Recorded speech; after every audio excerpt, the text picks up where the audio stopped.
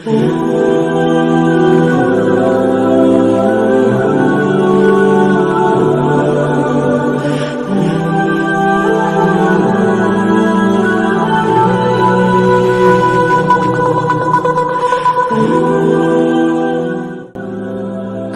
কাহিনী ইসলামের ইতিহাসে একটি গভীর শোক ও বেদনার ঘটনা।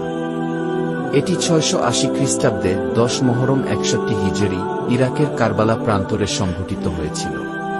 এই ঘটনায় ইমাম হুসাইন রাদিয়াল্লাহু তাআলা আনহু এবং তার সঙ্গীরা ইয়াজিদ বিন মুয়াবিয়ার সৈন্যবাহিনীর বিরুদ্ধে অসম যুদ্ধে শাহাদত বরণ করেন।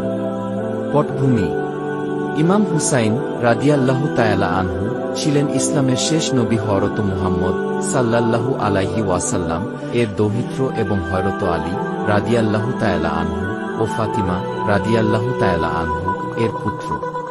তিনি ইয়াজিদ বিন মুয়াবিয়ার কাছে আনুগত্য স্বীকার করতে অস্বীকার করেছিলেন, কারণ ইয়াজিদের শাসন ছিল অত্যাচারী ও ইসলামের মূলনীতি বিরোধী। ইমাম হুসাইন রাদিয়াল্লাহু তাআলা আনহু সত্য ও ন্যায়ের পক্ষে সংগ্রাম করার জন্য ইরাকের কুফাবাসীর আমন্ত্রণে সেখানে যাত্রা করেন। কারবালার ঘটনা: ইমাম হুসাইন রাদিয়াল্লাহু তাআলা আনহু তার পরিবার ও 72 জন অনুসারী নিয়ে কারবালায় পৌঁছালে ইয়াজিদের বাহিনী, প্রায় 4000 সৈন্য, তাদের অবরুদ্ধ করে। ফোরাত নদীর পানি বন্ধ করে দেওয়া হয়, ফলে ইমাম হুসাইন রাদিয়াল্লাহু তাআলা আনহুয়ের দল তৃষ্ণায় কাতর হয়ে পড়ে। 10 মুহররম আশুরার দিন সংঘটিত যুদ্ধে ইমাম হুসাইন রাদিয়াল্লাহু তাআলা আনহু এবং তার সঙ্গীরা শাহাদত বরণ করেন।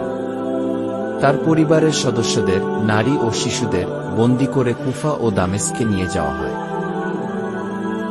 গুরুত্ব ও শিক্ষা: কারবালার ঘটনা শুধু একটি ঐতিহাসিক যুদ্ধ নয়, এটি ন্যায় ও সত্যের জন্য সংগ্রামের প্রতীক।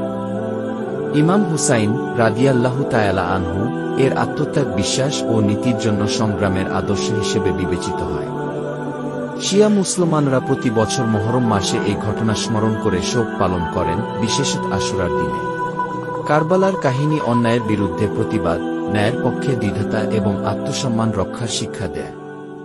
এটি ইসলামের ইতিহাসে একটি গভীর প্রভাব ফেলেছে এবং আজও মানুষকে অনুপ্রাণিত করে।